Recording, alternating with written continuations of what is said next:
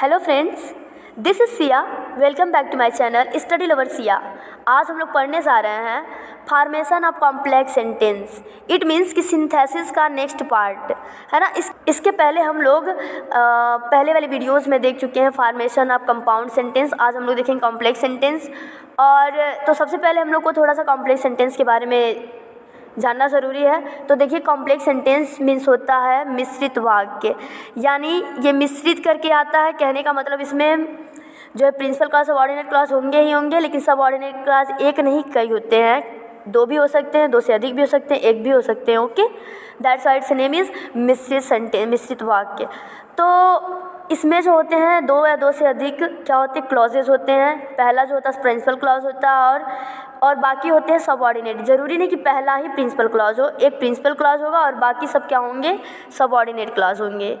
और बाकी सब सबऑर्डिनेट क्लॉज होते हैं। प्रिंसिपल क्लॉज जो होता है वो सबऑर्डिनेट क्लॉज को कनेक्ट करता है, जोड़ता है।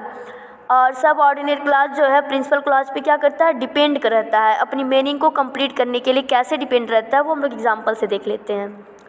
तो यहाँ हम लोग एग्जांपल देखते हैं। The sun rises in the east, it is fact. तो सूर्य पूरब में उगता है, ये फैक्ट है, ये तथ्य है कि सूर्य पूरब में ही उगता है।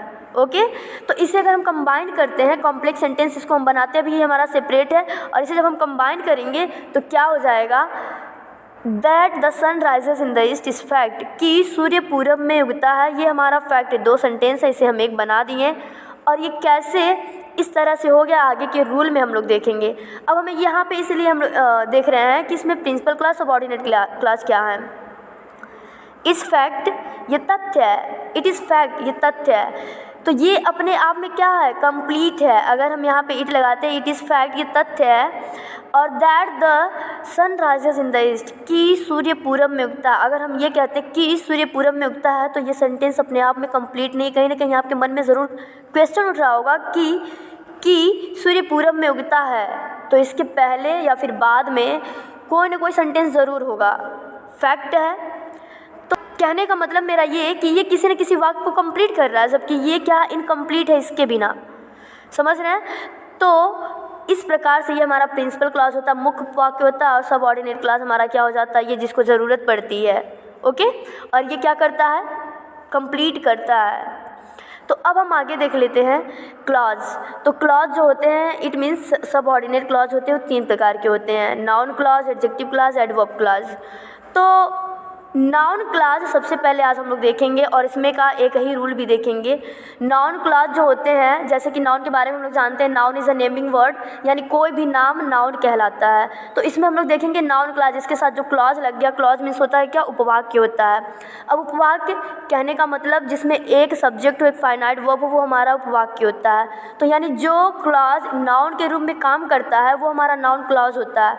अब वो आगे हम लोग देखेंगे कैसे। और इसके जो कंजंक्शन होते हैं, यानी जिसको हम प्रिंसिपल क्लॉज और सबऑर्डिनेट क्लॉज को कनेक्ट करते हैं, नाउन क्लॉज को कनेक्ट करते हैं, तो ये सारे वर्ड को हम लोग यूज करते हैं। That, who, which, what, when, where, और इनका जो अर्थ निकलता है वो जस्ट निकलता है हिंदी में। ओके, तो फिर देखते हैं नाउन क्लॉज जो होता है, ये भी 5 प्रकार से काम करता है। ये 5 प्रकार से काम करता है। और पहला जो इसमें है, सब्जेक्ट टू द वर्ब। कहने का मतलब यानी नाउन क्लॉज, यानी ऐसा उपवाक्य जो सब्जेक्ट के रूप में काम करे। किसके सब्जेक्ट के रूप में, वर्ब के, यानी हेल्पिंग वर्ब के सब्जेक्ट के रूप में जो काम करता है वो हमारा नाउन क्लॉज कहलाता है। ओके, अब जो है एग्जाम्पल से समझ। तो यहाँ हम लोग देखते हैं example. The sun rises in the east, same example है। इट इज़ फैक्ट, ये फैक्ट है कि सूर्य जो है पूरब में उगता है। ओके, क्या फैक्ट है कि सूर्य पूरब में उगता है, यही तो फैक्ट है। तो अब हमें यहाँ पे हमें ये जानना ज़रूरी है कि कैसे हम जानेंगे कि कौन सा सेंटेंस, दो सेंटेंस रहेगा तो उसमें से हमें कैसे पता चले कौन सा sentence noun clause, I mean subject to the verb के रूप में काम करेगा। तो देखिए, किसी न किसी दोनों में से किसी न किसी सेंटेंस में ज़रूर दिया रहेगा, पहले सेंटेंस के बदले में इट, आई मीन प्रोनाउन दिया रहेगा, उसके लिए चाहे इट दिया रहे चाहे दिस दिया रहे। तो यहाँ पे अगर हम इट को देखते हैं तो यहाँ पे दिया है ना, इसके लिए, इसी के लिए तो इट आया यहाँ पे। तो ये कि कहाँ पे आया, सब्जेक्ट के स्थान पे आया। तो हमें सीधे पता चल जा रहा है कि जब ये सब्जेक्ट के स्थान पर आया है तो ये सेंटेंस सब्जेक्ट के स्थान पर रखा जाएगा। यानी इसका कॉम्प्लेक्स सेंटेंस क्या हो जाएगा, दैट कि the sun rises in the east, सूर्य पूरब में उगता है, ये फैक्ट है। ओके अब हम यहाँ पे देख रहे हैं ये हमारा वर्ब है और इस वर्ब का सब्जेक्ट कौन सा, ये सेंटेंस है। अब ये सेंटेंस जो है एक सब्जेक्ट का काम कर रहा है क्योंकि यहाँ पे ये वर्ब है, that's why. Okay I hope कि आपको समझ में आ रहा होगा। तो देखिए यहाँ पे अब प्रिंसिपल क्लॉज और सबऑर्डिनेट क्लॉज को देख लेते हैं।